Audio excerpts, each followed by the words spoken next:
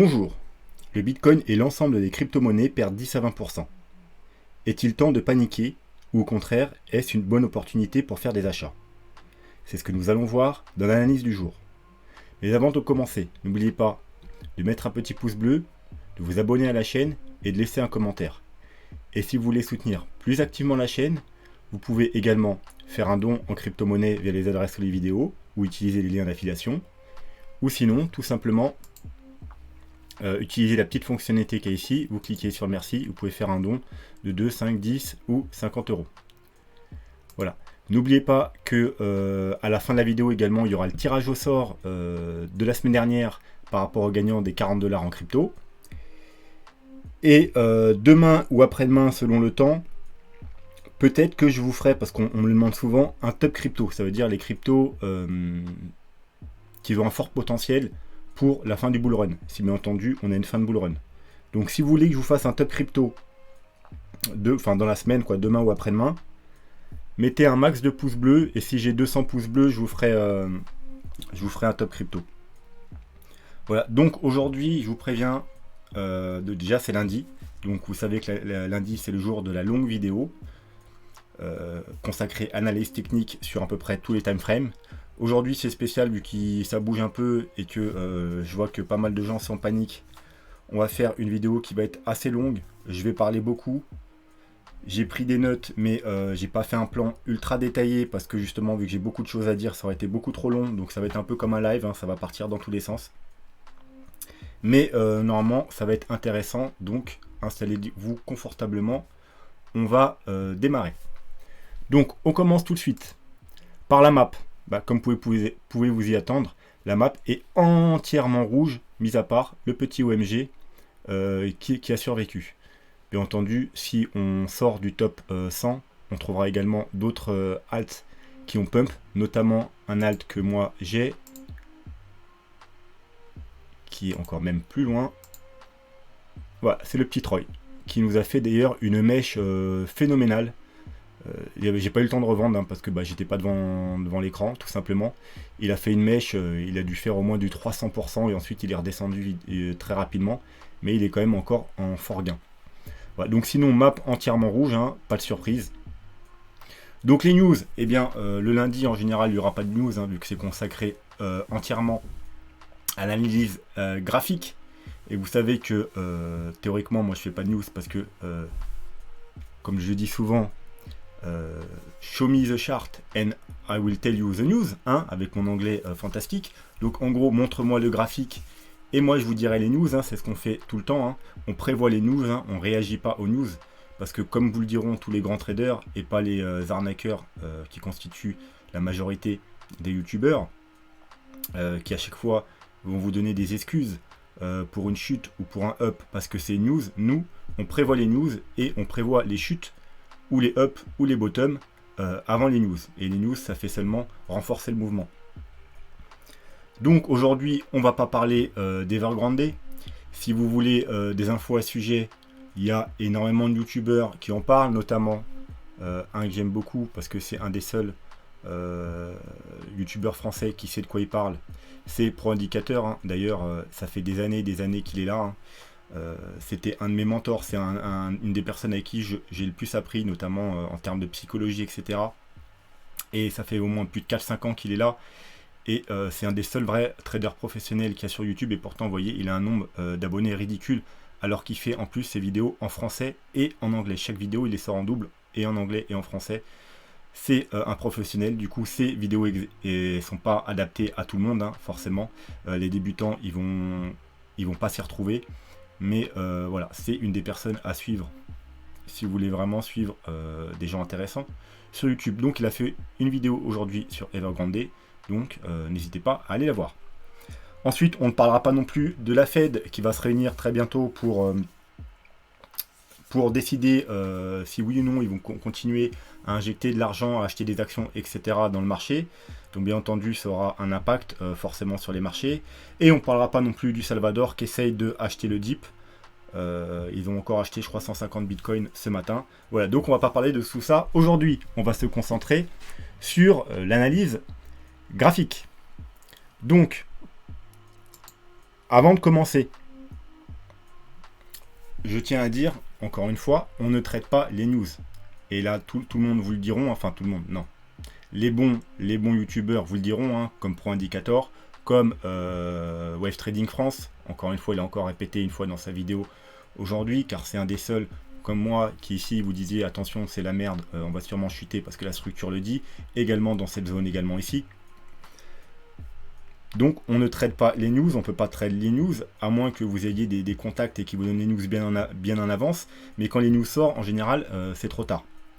Voilà, on ne traite pas avec ses émotions, parce que c'est ce qu'il y a de pire sur un marché.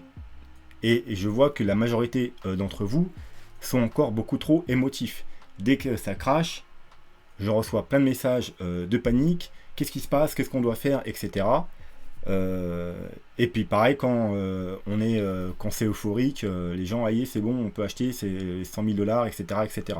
On ne trade pas avec les émotions, on trade avec une stratégie, un plan de trading et les graphiques.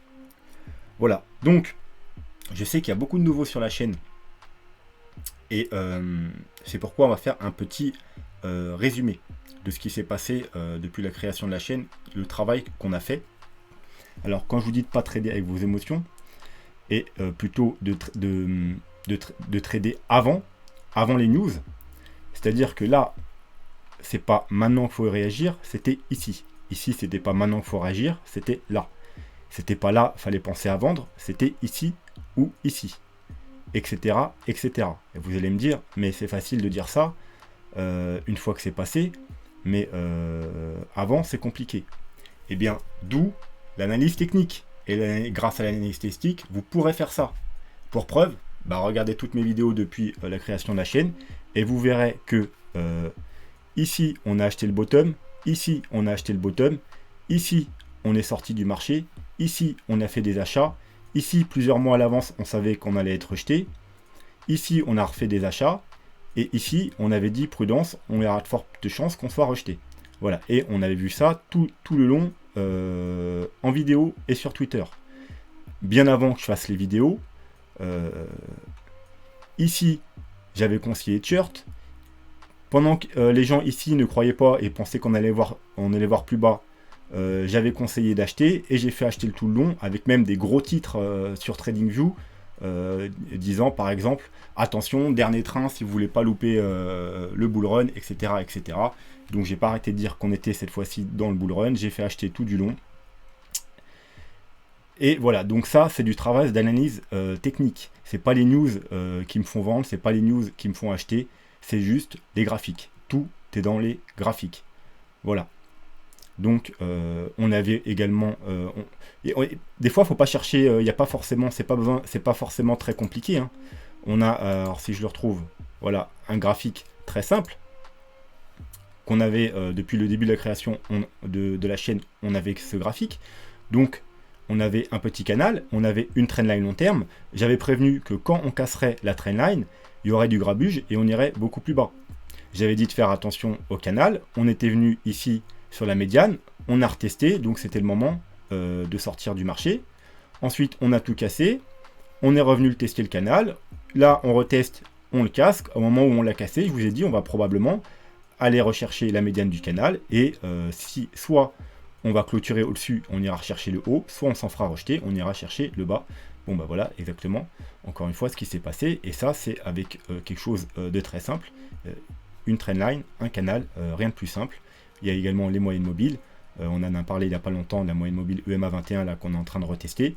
Et vous savez ce que j'en pense, que si on clôture en dessous, si on commence à faire des clôtures en dessous, ça fera comme à chaque fois qu'on a eu un fake out, et bien après on aura une forte chute. Donc là c'est pareil, on est passé au-dessus, mais si on repasse en dessous, comme à chaque fois, vous voyez, une fois qu'on l'a cassé, donc là on l'a cassé, quand on repasse au-dessus, si on repasse en dessous, le fake out, ça nous amène beaucoup plus bas. Pareil ici, on l'a cassé, hop, petit fake out, ça nous amène beaucoup plus bas. Petit fake out, beaucoup plus bas. Voilà. Et quand on la maintient, quand on rebondit bien dessus, et bien le bull run continue. Donc c'est du weekly, hein, bien entendu. Donc on parle de clôture weekly. Voilà. Donc si on la casse, bien entendu, l'objectif, ce sera la moyenne mobile 50, qui est également dans une zone d'achat, mais on verra ça plus tard dans les vidéos. Et ensuite, bien entendu, si on casse la moyenne mobile 50, malheureusement, les cibles sont beaucoup plus basses. Voilà, donc ça, c'était pour le petit résumé. Maintenant, la situation actuelle. Donc, vous saviez qu'il y avait la possibilité qu'on rechute à partir d'ici. Pourquoi? Parce que, je vous rappelle, il y a deux scénarios. Donc déjà, le grand scénario. Ici, on a eu un top de marché. Et je vous rappelle que le top de marché, je vous ai sorti une vidéo avec 10 indicateurs qui vous donneraient le top du marché. Ça veut dire la fin du bull run ou au moins une grosse correction. Et dans ces 10 indicateurs, il y a plus de la moitié qui ont donné leurs signaux donc de vente, comme quoi qu'on avait atteint un top et qu'on allait avoir une grosse correction. Hein. Vidéo, c'est pas pour rien que je vous ai sorti la vidéo par ici. Donc vidéo d'ailleurs qui est toujours d'actualité parce que ça pourra vous servir pour les prochains coups. Vidéo qui est en lien sous chaque vidéo, c'est fin du bull run, etc. Ici, quand on a eu là, donc cette zone-là, on l'avait déjà repérée depuis ici. Pourquoi? Parce qu'on avait eu une Death Cross. Comme je vous avais expliqué, alors j'ai fait deux vidéos, une sur Death Cross, une sur Golden Cross. Elles sont également sous les vidéos. On avait vu qu'en général, quand il y a une Death Cross, et là c'était potentiellement une fake Death Cross, et ben ça nous entraînait un gros rebond avant d'avoir une véritable chute. On avait prévu qu'on aurait un rebond qui nous amènerait jusqu'à la zone de rechargement, ça veut dire entre les 51 000 et les 57 000, voire avec une petite mèche au-dessus pour aller toucher les 53 000. Pourquoi les 53 000? Tout simplement parce que, alors est-ce que j'ai la charte en weekly? Aux 53 000, on avait, vous voyez, le haut du super trend et qu'on pouvait très bien faire comme ici, c'est-à-dire casser le super trend, aller le retester et ensuite rechuter. Donc voilà, on casse le super trend, on va le retester et on rechute.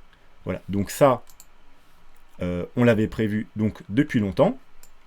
Maintenant, je vous rappelle, donc on a deux scénarios. Soit la correction entamée ici n'est pas finie et ça c'est juste le rebond d'une vague B, donc on serait dans une A, B et C, et ça je vous en parle depuis qu'on a commencé à chuter, hein, qu'on aurait, soit on a fait un bottom ici avec une sorte de 1, 2, 3, 4, 5 ou une W, X, Y, XZ ou quelque chose comme ça, bref, on s'en fiche un peu. Le bottom il est trouvé là, et donc là on est dans une nouvelle vague haussière, ou soit on est dans une A, B, C, et on va aller soit chercher aux alentours du bottom pour faire un double bottom, soit on va aller plus bas. Voilà, et les targets, je vous les ai donnés. Bien entendu, si le scénario se met en place, je vous redonnerai toutes les targets, mais pour l'instant, c'est pas à l'ordre du jour. Le deuxième scénario, c'est qu'on a trouvé le bottom ici, et que là, on est dans une vague 1, une vague 2, et ensuite on aura une 3, 4, 5 pour terminer le bull run. Voilà. Donc ici, on savait qu'on trouverait forcément un top par ici, qu'on aurait au moins une correction de vague 1, si on est dans une vague 1, et une correction de vague 1, encore une fois, on avait dit que c'est possible que le bottom il soit ici, mais il y a quand même des chances qu'on fasse une A, B, C. Exactement la même situation qu'ici. Vous voyez, je vous avais dit, j'avais comparé les deux situations, que cette petite-là, c'était la même chose qu'ici. C'est-à-dire, soit on a trouvé le bottom ici, ou soit on est dans une A, B, C. Et on va aller rechercher quoi? Soit un double bottom, soit la zone d'achat en général parfaite pour une vague 2, c'est-à-dire la zone comprise entre les 0,5 et les 0,618. Donc la zone qui est comprise entre les 41 000 $ environ et les 38 000 $. Donc le top, ce serait bien entendu que ça va au 0,618, en général c'est l'achat parfait aux 38 000 $, mais ça pourrait très bien s'arrêter au 0,5 ou même sur cette zone. Là, on est en train de la casser légèrement, mais la journée n'est pas finie. Si ce soir, avant la clôture, on repasse au-dessus, ça peut être juste une petite mèche pour faire peur, pour sortir tout le monde, pour sortir tous les stops, hein, parce que les gens, ils ont mis leur stop un petit peu en dessous de cette mèche-là probablement, donc on pourrait très bien aller chercher tous les stops et remonter, et voilà, et la correction est finie. Donc, soit on est dans une ABC qui va se terminer là, ou alors, si on casse cette zone, alors bien entendu, on pourrait également aller jusqu'ici et s'arrêter là, hein, parce que vous savez très bien que 0,618 jusqu'ici, c'est la même chose à l'inverse que là, donc moi je l'appelle la zone de rechargement de longue, pour faire l'inverse de la zone de rechargement de short. Mais déjà, si on casse les 0,618 en clôture, ce sera mauvais signe. Si en plus on casse là, donc la zone de rechargement de longue, bon bah là les probabilités qu'on soit dans une vague 2 et qu'on continue deviennent très très très faibles, et les probabilités pour qu'on soit dans le scénario de la A, B, C deviennent très très très forts. Voilà.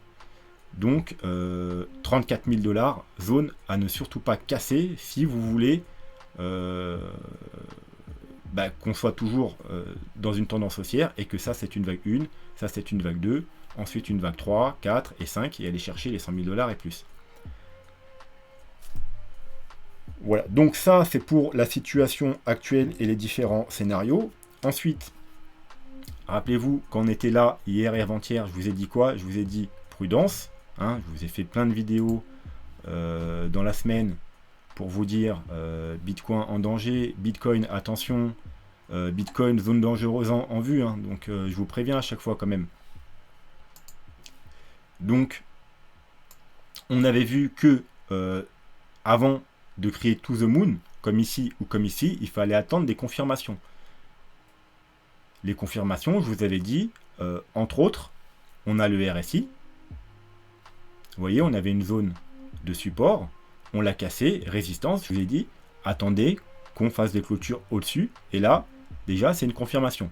Mais comme vous pouvez voir, on a fait quoi? On a fait un vilain M, on a été rejeté. Voilà, donc aucune confirmation. Donc, quand on n'a pas de confirmation, on ne crie pas to the moon aux 100 000, 200 000 $. Hein.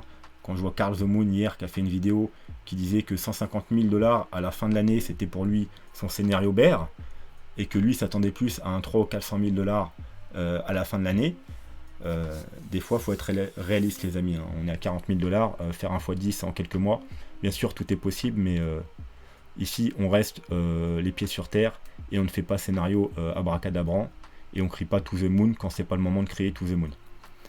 Donc confirmation qu'on n'a pas eu. On attendait également une confirmation sur le MACD qui repasse bullish. Eh bien, si on aurait continué un peu à monter, bien entendu, on aurait de confirmation. Mais vous voyez qu'on n'a pas eu la confirmation. On repart à la baisse. On est toujours bearish depuis la fin août. On attendait la confirmation Ishimoku. Alors, on va s'enlever le graphique avec Ishimoku, sinon on n'y voit rien. Donc, on avait vu que là, on travaillait la Kijun, mais qu'on voulait des clôtures au-dessus, des belles bougies clôtures au-dessus de la Kijun. Et surtout, on voulait quoi? On voulait une confirmation, même si on passait au cul de la Kijun, on voulait une confirmation de la lagging span qui passe au-dessus des cours du prix. Comme elle était en support sur la Tenkan, vous voyez, on a cassé la Tenkan, et on avait vu qu'une fois qu'on a cassé la Tenkan, on ira au moins rechercher la Kijun ici. Donc, c'est chose faite, on l'a même cassé. Hein. Et pareil en weekly, pour Ishimoku, on avait dit qu'on était exactement dans le même scénario qu'en daily, qu'on retravaillait la Kijun, et qu'on voulait une clôture weekly au-dessus de la Kijun. Donc on a clôturé hier, vous voyez bien qu'on n'a pas réussi à avoir de clôture, on n'a pas de clôture au-dessus de la Kijun. Et pareil, la lagging span était en support ici, et ce qu'on voulait, c'est qu'elle repasse au-dessus du prix, et que en weekly, là carrément, si on arrivait à avoir le prix au-dessus de la Kijun, et là, lagging span qui passe au-dessus du cours du prix, là ça nous annonçait, c'était une des dernières confirmations qu'on attendait, pour être sûr qu'on allait faire des nouveaux plus hauts. Le daily, ça nous aurait pas forcément donné des nouveaux plus hauts, ça nous aurait donné une tendance daily, on aurait continué à monter. Par contre le weekly, avec les autres indicateurs MACD, etc., et là la confirmation de la Kijun et la lagging span, là ça nous dirait qu'on aurait sûrement faire des nouveaux plus hauts. Mais voilà, on n'a pas eu du tout ces confirmations. Donc maintenant, on a cassé la Tenkan. Donc, vous voyez que le prochain support, c'est la Kijun, aux alentours également environ des 38 000 $. Donc 38 000 $, target intéressante. Pareil, ici, on est en train de casser la Kijun et la Tenkan. Si on continue, là, il y a un support avec le nuage, bien entendu. Mais si on pénètre dans le nuage, il y a de fortes chances qu'on ait rejoint le bas du nuage, qui se trouve aux alentours des 37 000 $. Donc encore environ la zone des 36-38 000 $, zone intéressante. Voilà, donc ça c'était pour les confirmations. Donc on n'en a eu aucune, donc vu qu'on n'a eu aucune confirmation, eh bien on était très prudent. En 3 jours, je vous avais dit de surveiller ça, que si on n'arrivait pas à clairement monter, on allait passer bearish en 3 jours. Bon, c'est chose faite, alors attention, c'est pas clôturé. Si on a un gros rebond, on pourra très bien repasser bullish avant le 22. Donc on est le 19, non le 20, excusez-moi. Il y a encore deux jours. Donc si d'ici 2 jours, on a un fort rebond et qu'on repart à la hausse, le MACD, il repassera bullish, parce que ça joue avec la clôture. Donc là, pour l'instant, il est bearish, mais c'est pas encore confirmé malheureusement, parce qu'il faut attendre la clôture. Si par contre, d'ici 3 jours, on n'a pas remonté, bien évidemment, on sera bearish en 3 jours. Et la dernière fois qu'on était bearish en 3 jours, c'était ici. Vous voyez, le 23 mars, ici. Donc on a beau eu faire un plus haut après, vous voyez ce que ça a donné après. Ça a donné tout ça. C'était une des confirmations qu'on attendait ici pour crier victoire. Hein, ici, pareil, hein, comme là je vous ai dit hier et dans les semaines passées, on attend les confirmations. Là, pareil, je vous avais dit, si vous voulez crier victoire, parce qu'à ce moment-là, tout le monde criait au 200K, attendez les confirmations. On avait le MACD, on avait le RSI, on avait le Crypto Fear, etc., etc. Exactement comme on était là au 53 000, je vous ai dit attention, le Crypto Fear, il est entre 70 et 80, exactement comme il était là, 70-80. Et pour avoir une belle tendance haussière, comme ici ou comme ici, on veut un Crypto Fear qui repasse au-dessus des 80. On l'a jamais eu ici. Et là, pareil, le Crypto Fear, il s'est arrêté au 79. On n'a jamais réussi à repasser au-dessus des 80. Donc, je vous avais dit prudence. Donc voilà, en 3 jours, si ça continue comme ça, on passera également bearish. Ce sera plutôt mauvais signe. En weekly, on est toujours bullish. Mais pareil, si à la fin de la semaine, on continue à chuter, il y a des risques qu'on repasse aussi bearish en weekly. Et là, ce sera plutôt mauvais. Pourquoi? Parce que Ishimoku, il est bearish. Pour l'instant, bien entendu, la semaine n'est pas clôturée, on n'est que lundi. Hein. Malheureusement, il faudra attendre la fin de la semaine. Là, le stock RSI est bearish, mais on n'a toujours pas la confirmation. La confirmation, on l'aura à la fin de la semaine. Si on continue à chuter fortement, il passera également bearish. Et là, c'est plutôt mauvais signe. Encore une fois, hein, vous voyez, ici, on est passé bearish et ça nous a donné tout ça, toute la baisse. Et à chaque fois qu'on passe bearish sur le MACD en weekly, vous voyez ici, ça nous a donné ça. Alors, j'ai pas assez d'historique. Il faudrait que je passe sur un autre graphique. J'ai pas les graphiques rouges. Alors, attendez, on va passer sur un autre graphique.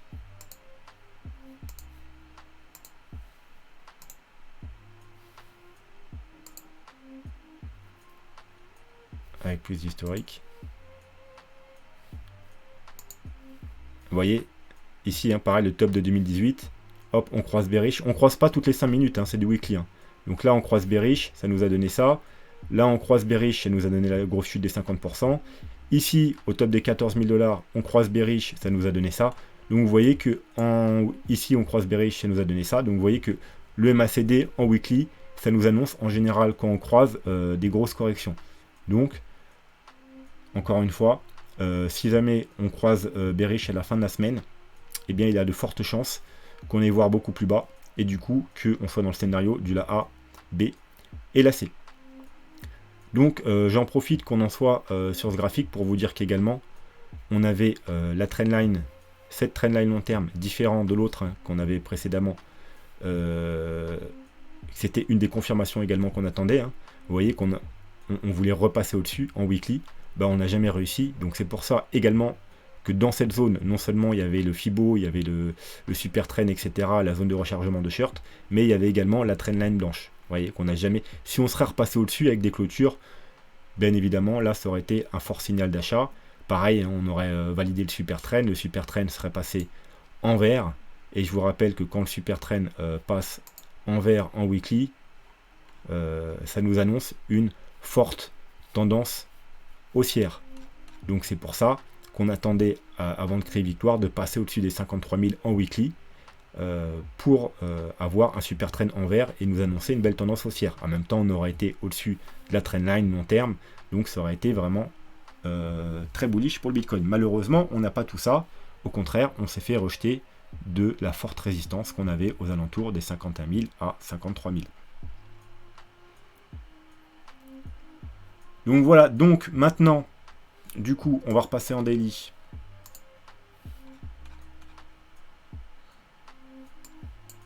Donc où on en est? Eh bien, comme je vous ai dit, il y a deux possibilités. Soit on est dans une ABC, on va trouver du support, soit ici, soit ici. Vous voyez d'ailleurs on est déjà en train de faire une mèche, comme je vous disais qu'on pouvait faire une mèche, hein. On a été chasser les stops là. Vous voyez, on est descendu un peu plus bas et là on commence à remonter. Et si on tient aujourd'hui, on pourrait très bien avoir un rebond à partir d'ici. Après, ça peut être juste un rebond pour repartir plus bas. Mais quoi qu'il en soit on est dans une ABC et on va s'arrêter là ou là. Et donc, on peut tenter des achats ici et ici. Alors, je vous rappelle, une zone, alors j'en perds mes mots. Une localisation ne suffit pas à prendre un trade. Pour prendre un trade, on veut une localisation. Donc là, on a bien une localisation. C'est une zone pour tenter des achats. Mais il nous faut également une structure et une confirmation d'indicateur. Donc, quand on arrive sur une zone d'achat, on fait quoi? Je parle surtout aux traders. On passe dans les plus petits time frames, par exemple en 4 heures, voire en 1 heure. Passez pas en 5 minutes, ça ne nous annoncera pas un retournement. Et on attend qu'une structure se dessine. Ça peut être un joli W, ça peut être une figure chartiste, une épaule tête-épaule, une cup and handle, etc. Ça peut être aussi une structure de bougie. Vous voyez, par exemple là, c'est une belle bougie de retournement, théoriquement. Ça peut être tout un tas de choses.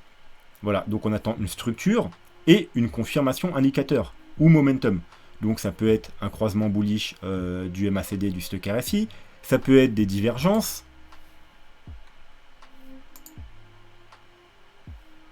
Donc pour ça en général, il faut descendre plutôt en 1 heure. Ça peut être des divergences. Et pour bien voir les divergences, il faut passer comme ça. Donc là, vous voyez par exemple qu'on a une belle divergence. On a fait un plus bas et là, on a un plus haut. Donc on a potentiellement on a une sorte de W avec une divergence sur le RSI. Donc là, on a potentiellement un rebond qui va se mettre en place. Je dis bien potentiellement parce que la divergence n'est pas encore validée. Mais en plus, on va repasser peut-être au-dessus de la zone de survente. Donc on repasse au-dessus de la zone de survente sur le RSI. Divergence, il y a peut-être un rebond qui va se mettre en place. Donc voilà, c'est comme ça qu'on procède. Mais on n'achète pas juste parce qu'on est sur une localisation. On va repasser en daily. D'ailleurs, ici, si on avait un fort rebond aujourd'hui, on pourrait même avoir une divergence en daily. Enfin, quoi qu'il faudrait qu'on remonte plus haut. Ah, c'est possible. Si on remonte plus haut que ça, c'est-à-dire si on a un fort rebond et que le RSI remonte avant de la fin à ce niveau-là ou un peu plus haut, du coup, on aura un plus bas ici. Et on aurait peut-être aussi une divergence daily, mais bon, ça m'étonnerait quand même. Mais bon, peut-être en H4.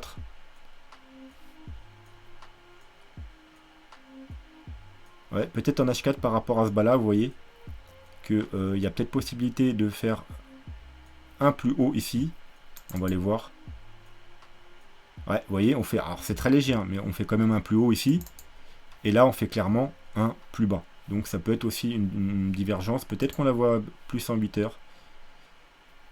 Non, 8 heures, en 8 heures, elle apparaît pas. Enfin bref. Donc voilà, si vous voulez faire des achats sur les zones de support, on descend dans les petits time frames, on attend une structure et une confirmation indicateur. Ensuite, sinon d'un point de vue général, parce que je sais qu'il y en a plein qui sont en panique et qui me demandent quoi faire. Alors déjà, quoi faire, comme je vous ai dit, c'est pas une fois qu'on a chuté qu'il faut me demander quoi faire. C'est la même chose qu'ici. Ici là, vous voyez, à sa petite consolidation aux 50 000 $, qu'on a commencé à chuter après le rejet ici. J'ai eu énormément de messages de gens en panique qui me disaient qu'est-ce qu'on fait, on sort du marché, qu'est-ce qu'on fait. Donc du coup j'ai fait une vidéo exprès. Et je vous ai dit, c'est pas maintenant qu'il faut demander quoi faire. Je vous ai dit quoi faire depuis plusieurs semaines. Je vous ai dit même là, ceux qui n'ont pas de stratégie ou qui sont pas sûrs d'eux ou qui manquent de confiance, sortez du marché, sortez totalement du marché, passez en stablecoin, stackez vos stablecoins, comme ça va vous rapporter un peu d'argent. Et une fois qu'on aura notre confirmation, on pourrait re-rentrer sur le marché. On n'a pas eu les confirmations. Du coup, je vous ai dit de re-rentrer sur le marché à partir d'ici en DCA, d'accumuler petit à petit sur le bottom, et puis à chaque confirmation haussière, chose qu'on a faite. Donc ici, je vous ai dit, maintenant, c'est trop tard pour que je vous dise quoi faire. Parce qu'on aurait très bien pu rebondir à partir d'ici. Vous voyez, d'ailleurs, on avait fait une très belle bougie de retournement. On aurait très bien pu repartir à la hausse. Donc je vous ai dit, maintenant ici, c'est trop tard. Si je vous dis de sortir du marché et qu'on repart à la hausse, vous allez vous plaindre. Si je vous dis de rien faire et qu'on chute, vous allez vous plaindre également. Donc je ne peux pas vous dire quoi faire. La seule chose que je peux vous dire, à la rigueur, c'est qu'est-ce que je ferais à votre place. Eh bien, je vais vous donner exactement la même réponse aujourd'hui. Maintenant, c'est ici qu'il fallait prendre vos dispositions, ou à la rigueur ici. Et bien entendu, le mieux, c'est de prendre ces dispositions encore plus tôt, c'est-à-dire prendre ces dispositions, c'est-à-dire avoir une stratégie. d'entrée, de sortie, de take profit, de sécuriser. Maintenant, c'est pas une fois qu'on est passé de 53 000 $ à 43 000 $ qu'il faut me demander quoi faire. Quoi faire, je vous l'ai dit déjà depuis plusieurs mois. Donc, je vais vous donner la même réponse que je vais donner ici. Voilà, je peux pas vous dire quoi faire, mais si j'étais à votre place, la seule chose à faire maintenant, c'est pas une zone de revente vu que c'est un support. Donc déjà, on va pas vendre sous le coup de l'émotion. C'est surtout ce qu'il faut pas faire. Hein, on ne traite pas avec ses émotions. Donc, la chose la plus intelligente à faire maintenant, déjà, c'est à réfléchir à votre stratégie. Et la chose la plus sensée à faire, c'est de, si ce n'est pas déjà fait, rééquilibrer votre portefeuille. C'est-à-dire, vous savez qu'il y a des risques qu'on aille déjà voir ici, voire même si on est dans une grosse ABC, qu'on aille beaucoup plus bas. Donc, qu'est-ce que vous allez faire si on va beaucoup plus bas? Quand est-ce que vous allez vendre? Est-ce que vous allez maintenant vendre sur le coup de l'émotion, alors qu'on pourrait très bien rebondir et aller aux 100 000 $ dans quelques semaines? Ou est-ce que vous allez mettre une stratégie en place? Ou est-ce que vous avez déjà une stratégie en place? Voilà, donc si vous n'avez pas de stratégie en place, la meilleure chose à faire, c'est de rééquilibrer son portefeuille. C'est-à-dire, si vous avez un portefeuille trop agressif, il faut rééquilibrer. Donc, c'est-à-dire, on réduit l'exposition sur les altcoins. Surtout sur les altcoins à risque. Et surtout sur les altcoins qu'on pump énormément ces derniers temps. On prend des profits, on réduit un peu les altcoins. On repasse une partie de ces altcoins en Bitcoin. Et on essaye que son portefeuille ait une grosse majorité de Bitcoin. Plus de 50% de Bitcoin. Comme ça, si on chute, ça vous fera moins mal au cul. Voilà, si vous êtes en Bitcoin que si vous êtes en altcoin. Parce que si le Bitcoin, il devait vraiment chuter très bas, et les altcoins, ils vont perdre 80% de leur valeur. Donc, je peux vous dire, ça ne va pas faire plaisir à votre portefeuille. Donc, on sécurise. On passe une majorité de son portefeuille en Bitcoin. Si vous n'avez pas de cash, on se dégage du cash. Pour, si on chute, eh bien, vous pourrez racheter les bottoms. Peu importe si on chute là, eh bien, vous aurez du cash en réserve pour acheter les bottoms. Donc, au moins 50% de Bitcoin, au moins 20 ou 30% de cash, et le reste en altcoin, bien entendu, une grosse partie d'altcoin sûr, comme Ethereum, BNB, etc., et une petite partie d'altcoin à risque, mais vraiment, il faut qu'elle soit minime, pas plus de 10% de votre portefeuille en altcoin à risque. Voilà, c'est la meilleure chose à faire actuellement.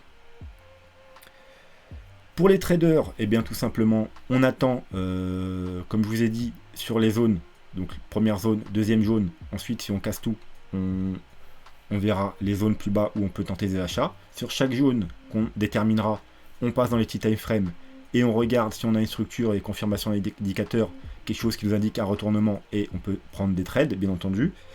Et pour les investisseurs, tout simplement, alors théoriquement ceux qui me suivent depuis longtemps, ils ont déjà accumulé par ici et un peu sur les confirmations.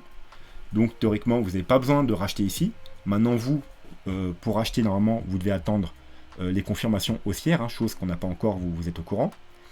Pour ceux qui ne me suivent pas depuis longtemps, ou qui n'ont pas investi, ou les tout nouveaux qui n'ont encore rien investi sur le Bitcoin, bah, tout simplement, vous, le plus simple, comme je vous le répète toujours, c'est de faire du DCA de temps, c'est-à-dire vous achetez un peu chaque semaine ou un peu chaque mois. Le mieux sur les cryptos, c'est quand même chaque semaine, parce qu'en un mois, il peut se passer énormément de choses. Hein. Vous voyez ici, on est 20 juillet, on est au 31 juillet, donc en 10 jours, vous voyez qu'on a pris en un mois, on a pris 75%. Donc vous voyez, si vous achetez ici et vous achetez le mois d'après, vous allez louper tout ça. Alors que si vous achetez chaque semaine, eh bien vous n'allez pas louper les mouvements. Donc le plus simple, c'est de faire du DCA sur le temps. C'est-à-dire vous achetez un peu chaque semaine. Vous divisez votre capital en 10, en 20, en 30, hein, le grand minimum 10, et vous achetez un peu chaque semaine. Donc même chaque semaine, vous pouvez même diviser en 50, hein, c'est pas un problème. Ensuite, il y a l'autre possibilité, acheter également sur chaque correction. Donc là, on est dans une correction. Donc dès qu'on corrige et qu'on commence à stagner, vous achetez un peu, et vous achetez sur tous les niveaux clés pendant toute la baisse. Donc pareil, il faut avoir une réserve au moins de 10 paliers pour faire au moins 10 paliers. Voilà. Et ensuite, la dernière solution, c'est d'acheter sur chaque confirmation haussière. Donc là, vous attendrez qu'on ait des confirmations haussières pour commencer à racheter. Bien entendu, vous pouvez tout cumuler. Vous pouvez avoir une petite partie de vos capitales que vous investissez chaque semaine, une petite partie de votre capital que vous achetez à chaque fois qu'on a une correction, et une dernière partie de capital que vous achetez sur chaque confirmation haussière. Par exemple, non, moi j'avais dit, là on accumule, Là, on accumule sur les confirmations. Et ensuite, on finira d'accumuler une fois qu'on aura dépassé cette zone et qu'on aura eu les confirmations des indicateurs. Bon, on n'a pas eu, donc on n'a pas investi le reste. Au contraire, on s'est protégé. On a pris des profits. Et on a sécurisé notre portefeuille. Maintenant, on attend pour racheter sur la baisse à chaque fois qu'on aura des paliers. Moi, j'achète pas là. Pourquoi? Parce que moi, j'ai sécurisé une partie de mes altcoins ici. Et là, c'est pas une correction pour moi suffisante pour acheter. Moi, je rachèterai vraiment. Peut-être que si on va là, je commencerai à racheter. Mais sinon, moi, je rachèterai vraiment si on retourne dans cette zone et si on va beaucoup plus bas. Là, je vous parle bien entendu pour l'investissement. Pour le trading, bien entendu, que je pourrais tenter des trades ici, des trades ici, des trades ici, pour des petits rebonds. Mais pour l'investissement, j'ai déjà investi là où il fallait. Hein. Moi, j'ai déjà investi ici, ici, ici et ici. Donc, bien entendu, je ne vais pas investir ici. Voilà, ça ne m'intéresse pas. Moi, je réinvestirais si on a des confirmations haussières ou si on va beaucoup plus bas. Voilà, sur ce, on va passer maintenant... Alors, une chose que j'ai oublié, excusez-moi, c'est le dollar. Hein. D'ailleurs, eh bien, c'était également un avertissement. Hein. Je vous avais prévenu ces derniers temps quand on regardait le dollar, que le dollar était bullish et que c'était mauvais signe pour le Bitcoin. Quand on est arrivé ici, je vous dis attention, si on casse, c'est bon. Si on rebondit, c'est pas bon. On a rebondi sur la trendline, sur les 0,236 de Fibo de toute la baisse. Et on forme un W. Maintenant, comme vous pouvez le voir, aujourd'hui, on est revenu tester le haut du canal. On a fait une petite mèche, mais on s'en fait rejeter. Donc ça, c'est bon. Ça, c'est bon, mais rien n'a encore fait. Hein. Donc ce qu'on veut, bien entendu, c'est que ça reparte à la baisse. Par contre, si dans la journée de demain ou après-demain, vous voyez qu'on repasse au-dessus des 93 et qu'on on commence à avoir des clôtures au-dessus de cette ligne, donc résistance, vous voyez, résistance, résistance, résistance, petit fake out, résistance, résistance, ça nous forme un joli W. Donc, si on passe en petit time frame, vous voyez ce que ça nous fait. On passe pullback. Alors, si, ça peut soit recasser ici, soit repartir à la hausse sur le pullback. Et là, forcément, ce serait très mauvais signe pour les cryptos si on commence à monter avec le dollar. On irait probablement rechercher les 0,382. Et si on casse les 0,382, eh bien, ça va être très dangereux pour les cryptos. On sera probablement dans le scénario de la ABC. Parce que comme je vous ai dit, on ne peut pas être bull sur le dollar et bull sur les cryptos. Donc je vais quand même remontrer à ceux au nouveau qui n'ont encore jamais vu le graphique. Voilà, on va essayer de le replacer un peu bien. Voilà, vous voyez, sur le long terme, quand on a un bear market... alors, hop là. Quand on a un bear market sur le dollar, on a un bull run sur le Bitcoin. Bull run, bear market, bull run, bear market, etc., etc. Donc là, bon, c'était pas bien mis. Voilà, je pense que bon, c'est pas grave, mais vous aurez compris. Et dernièrement, vous verrez que là, c'était le mois de mars, donc juste avant le Covid, on a eu une grosse chute sur le dollar, alors qu'on a eu un bull run sur le Bitcoin. Et là, on a trouvé un bottom potentiel sur le Bitcoin, sur le dollar, et un top potentiel sur le Bitcoin. Je dis bien top potentiel parce que c'est encore rien fait. Mais vous voyez que on a un joli W sur le dollar et pour l'instant, on a l'impression d'avoir peut-être un joli M qui se met en place sur le Bitcoin. Alors peut-être que non, on va repartir à la hausse et qu'on va tout cracher sur le dollar. Mais pour l'instant, on semble être sur le dollar dans cette situation-là. On a trouvé un bottom sur le gros support qui est là, qui date depuis 2014. Vous voyez, c'était une ancienne résistance. Depuis, vous voyez, 2008, résistance, résistance, résistance. Là, en 2014, on l'a enfin cassé. Bull run, hop, bear market. Qu'est-ce qu'on a fait depuis ici? Bull run. On revient, on reteste à nouveau ce gros support. Un joli W, on repart à la hausse. Donc, si on fait le même scénario qu'ici pour monter tout en haut, c'est pour ça que je vous ai mis une flèche en pointillé, et bien malheureusement, ça voudrait dire qu'ici, sur le Bitcoin, on est sur un top et que c'est le début du bear market et que là, on est dans le scénario de la A, B, et regardez, flèche en pointillé qui correspond à cette flèche-là. Si on va monter ici, on descendra sur le Bitcoin.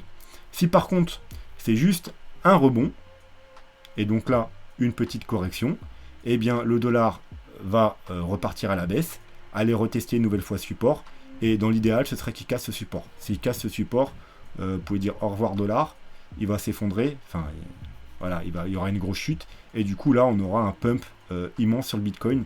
Et là, effectivement, si on casse ce support, les chiffres des 200-300 000 dollars pour le Bitcoin pourront être une réalité, mais seulement si on casse ce support sur le dollar. Voilà, donc pour l'instant, c'est pas bullish. Si on commence à casser le petit W, ce sera encore moins bullish pour le dollar bien évidemment, mais ce sera moins bullish pour les cryptos.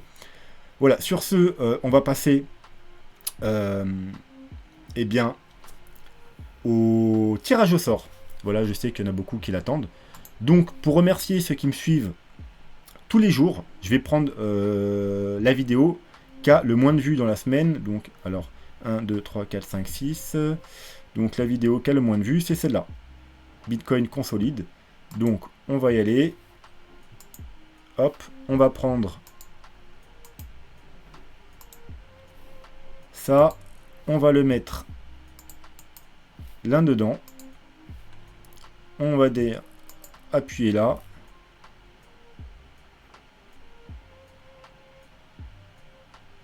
Et on a 103 commentaires uniques. Voilà, donc je vous souhaite bonne chance à vous tous. La personne qui gagne me donnera une adresse crypto où je puisse lui envoyer les crypto-monnaies. Alors, évitez de me donner l'Ethereum. Hein. Donnez-moi une petite crypto comme Cardano ou Tezos ou... Enfin, peu importe, une petite crypto, Litecoin, une petite crypto avec qui n'a pas beaucoup de frais. Parce que si pour vous envoyer 40 $, je dois payer 20 balles de frais, je vois pas trop l'intérêt. Donc une petite crypto rapide, avec peu de frais, et je vous envoie ça dès ce soir. Donc, bonne chance à tous.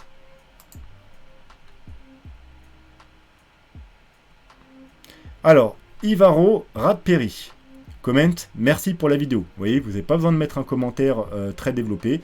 Un merci pour la vidéo, ça suffit. Donc, bravo à toi, Ivaro Radperi. Contacte-moi en commentaire, sous ton commentaire. Hein, sous ton commentaire pour que je te retrouve facilement. Simplement, tu m'envoies une adresse de dépôt pour que je t'envoie 40 $ en crypto. Alors, vous inquiétez pas, il y aura encore des giveaways qui seront faits, c'est-à-dire aux 5000 abonnés, je vous filerai 50 $, 60 $ aux 6000, etc., etc. Bien entendu, aux 10 000 abonnés, je vous filerai 100 $, et on continuera comme ça indéfiniment. Si un jour on arrive aux 100 000 abonnés, bon, je ne pense pas, mais je vous refilerai 1000 $. Voilà, donc sur ce, je vous souhaite une très bonne soirée. Soyez prudents, n'oubliez pas de mettre des pouces bleus. Si on arrive à avoir 200 pouces bleus, je vous ferai une vidéo sur mes top altcoins à avoir en portefeuille pour la fin du bull run, si bien entendu on a une fin de bull run. Sur ce, je vous souhaite une très bonne soirée et je vous dis à demain. Tchuss!